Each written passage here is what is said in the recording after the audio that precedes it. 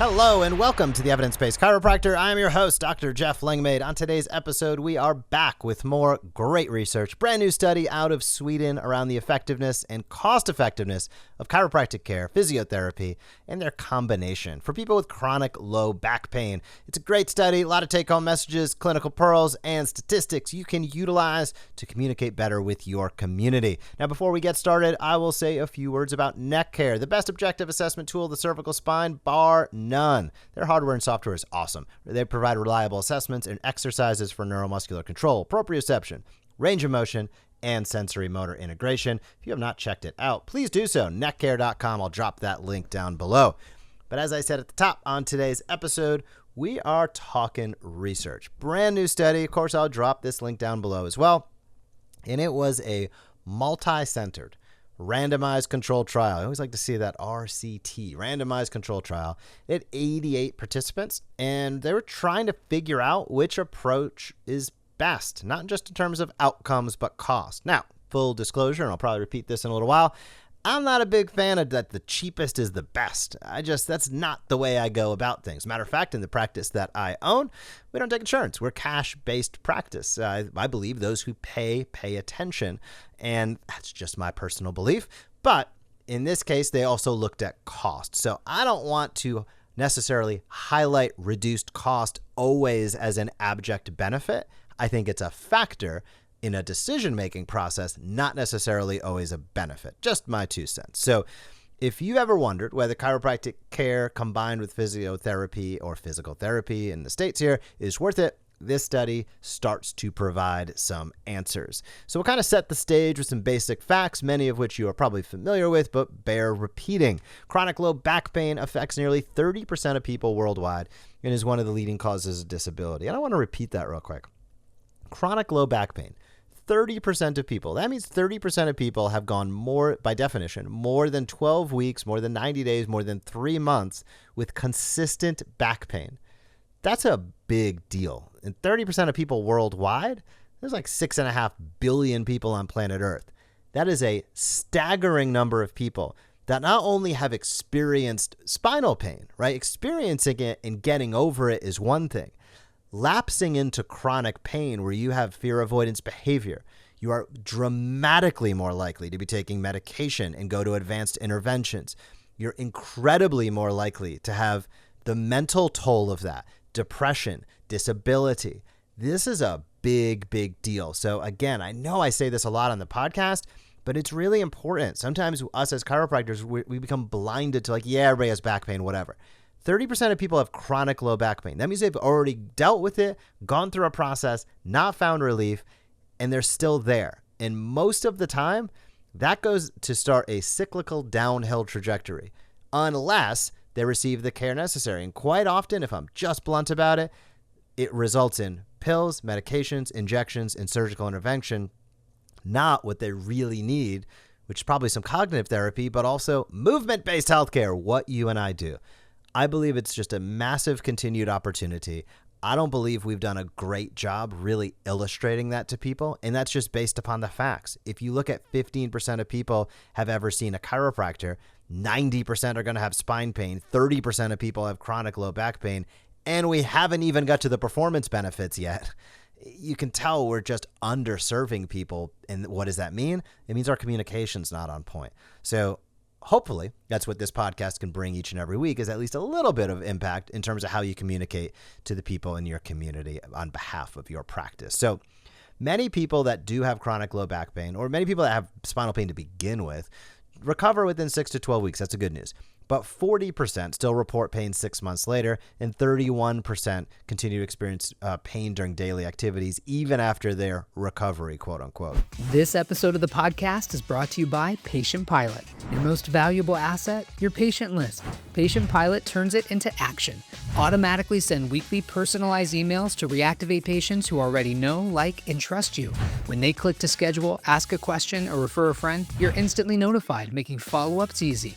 Patient Pilot helps you help more people and grow your practice. Schedule your demo today at thesmartchiropractor.com to see the difference. Now, back to the episode. So this study was based in Sweden, and Sweden, like many other countries, faces significant economic burdens due to chronic low back pain, and they estimated it at $5,400 per person per year. I think Sweden is like the kron or the krone, but anyway, it's $5,400 of their money each and every year. So despite many treatment options, things like physical therapy, spinal manipulation, behavioral therapy, the most effective and the most cost-efficient treatment remains a little bit unclear. So this study aimed to really say, hey, we got chiropractic, we got physiotherapy, combination of both, general advice. How do these work together? And what are the results of individuals that experience one or a combination of each? So this had 88 adults with chronic nonspecific low back pain for at least 3 months duration. And the setting was 10 primary care rehab units across Sweden. And they basically broke these people out into 4 groups. One received chiropractic care, so spinal adjustments. One received physiotherapy based on stabilization, mobility, and posture training. 3 was a combination, third group, combo treatment, both chiro and physiotherapy. And 4th was advice only, written and verbal advice about managing chronic low back pain and staying active. And they measured the results in a few different ways. One is through an Oswestry Disability Index, good old ODI for disability. They did a health-related quality of life, a quality-adjusted life years, a cost analysis, and the data was collected baseline, 3 months and 6 months. So let's dive in. We'll go one by one, and we'll start right at the top with the disability reduction, those ODI scores. This is great news. All groups saw improvements in disability after 6 months, but none of the differences they highlighted were statistically significant. So disability score reductions ranged from about 6 to a little over 12, meaning everyone felt some degree of improvement. The combination treatment group saw the largest average reduction, and that's important. What was the combo? Remember, the combo was chiro and physiotherapy. Now, when I say physiotherapy, I want to go back to that really quickly because they said focused on stabilization, mobility, and posture training. Does that sound something like you might offer in your practice, right? So, of course, there's an overlap between approaches in traditional physical therapy and chiropractic.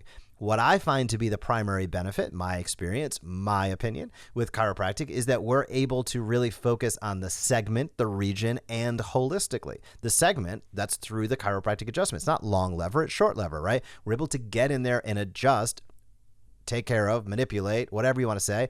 We're able to get in and impact a spinal joint at a singular level. Now, the specificity of those adjustments, obviously, there's impact beyond just a single joint when you deliver adjustment, but there is an impact at a joint level. It's not just trying to exercise around a joint that has biomechanical challenges, being able to reduce adhesions in the facet joints, being able to pump the disc through that motion, getting into the paraphysiological space, and then moving into your stabilization, mobility, and posture training. That's where I'm like, yeah, no kidding, the combination got the best result, because you absolutely need to address what's going on biomechanically at a segmental level, my opinion, before you move on to stabilization, mobility, and posture training. There's exceptions, but that is the rule, and we continue to see that showcased in the research. So, second thing that they took a look at was the quality of life. And the combination treatment, drumroll please, resulted in the highest quality of life gain as well. Quality of life difference between combination treatment and advice was 0.008, a modest but meaningful gain. So again, combo treatment. And here's the good news. There's a lot of ways that you can offer mobility, stability, posture training, etc. Some of you probably have rehab, high-tech rehab in your facility. Some of you listening, you have low-tech.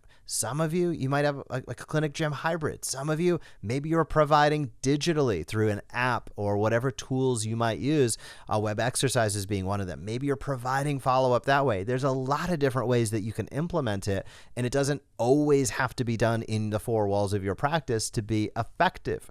But it is important to understand that if you're trying to get the best results for your patients, being able to guide and direct them, I'm going to say beyond the adjustment, you need to be there to deliver the adjustment unequivocally. But you have a lot of great options. Once that is complete, that is your unique skill set. Aside from the diagnostics, aside from the communication, being able to deliver a chiropractic adjustment is a unique skill of a chiropractor, or spinal adjustment in that case. Everything that you do beyond that, you can utilize, again, other people's skills and techniques, technology. There's a lot of ways to implement. You can get super creative and really help your patients get better results. And what does your patient better results mean? That means based upon your findings during the exam and their goals. It's not always bringing pain from 10 to 0. It can be about improving functional ability. It can be about sports performance. So not to get off on a tangent, but I think it's important to understand that. The third thing that they looked at was cost effectiveness. Again, I take this with a grain of salt, but from a healthcare perspective, interestingly, combination treatment was the most cost effective. Why is that? We'll get into that in a moment, but the total direct cost over 6 months, again, I apologize not knowing exactly what the Swedish unit of commerce is. I think it's a kron, but combination treatment was basically a little bit over 3,000. Chiropractic care was 3,100. Physiotherapy, 3,600. Advice only 11,000. Why was that the highest cost? They say likely due to surgical interventions. You just tell somebody about how they should take care of their back, they're probably not going to do it, and then they're on the fast track to advanced intervention. So really looking at the combination treatment, it highlights the effectiveness based upon the cost. Again, I'm not a big fan of racing to the bottom in terms of cost, but what it does showcase is when there's a combination treatment, people are getting well, and they're getting well, and that's highlighted in the fact that they're able to cost contain.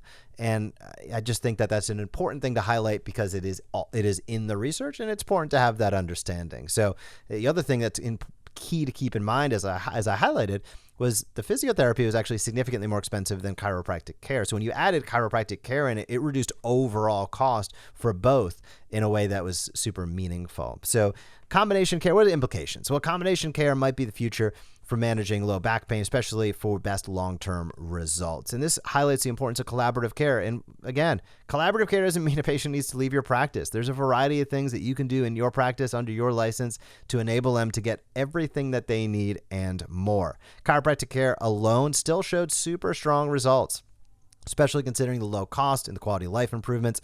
And it just continues to highlight that patient education is key. And while short-term relief is great, educating patients on combined strategies can really help them get the best long-term outcomes, which I think is what we are after. So a couple things to keep in mind with this study. Pretty small sample size, 88 patients involved. There also was a decent dropout rate in terms of being able to collect the information at 3 and 6 months. So those are important to keep in mind. Some of the final takeaways were, again, combination treatment offers the best value. And even though chiropractic care alone didn't dominate everything, the cost effectiveness and quality of life improvements were really meaningful, and they were best in class aside from the combo treatment. And you can absolutely collaborate with physical therapists. You can bring in strength, as I like to think about it, the balance of strength and flexibility. That also goes into mobility and posture training.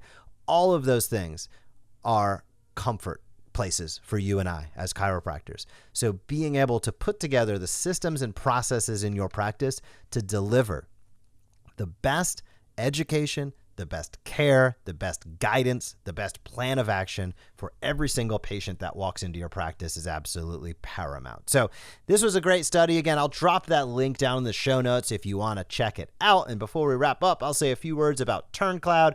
TurnCloud has minimalist design without being sparse, and they have created an intuitive EHR application where nobody needs a user manual. I love that. You can learn more at turncloud.com, schedule a no-obligation demo with their team, connect, and see if it is a good fit for you.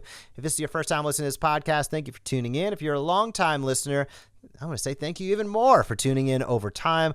My big ask of you will be leave a rating or review. I love to hear from you. So if you scroll on down, if you're listening on your phone, tap how many stars, whether you're on Spotify, whether you're on Apple Podcasts, or wherever you are listening. That is awesome, and it helps more and more docs find out about this podcast. If you have any direct questions, you can always hit me up, Jeff at theevidencebasedchiropractor.com. Other than that, I hope you have a fantastic week in practice, and I will talk to you soon. Thank you for joining us on this episode of The Evidence-Based Chiropractor. If you want to grow your practice, come back for next week's episode. If you want to grow faster, visit theevidencebasedchiropractor.com and join our MD Marketing membership today.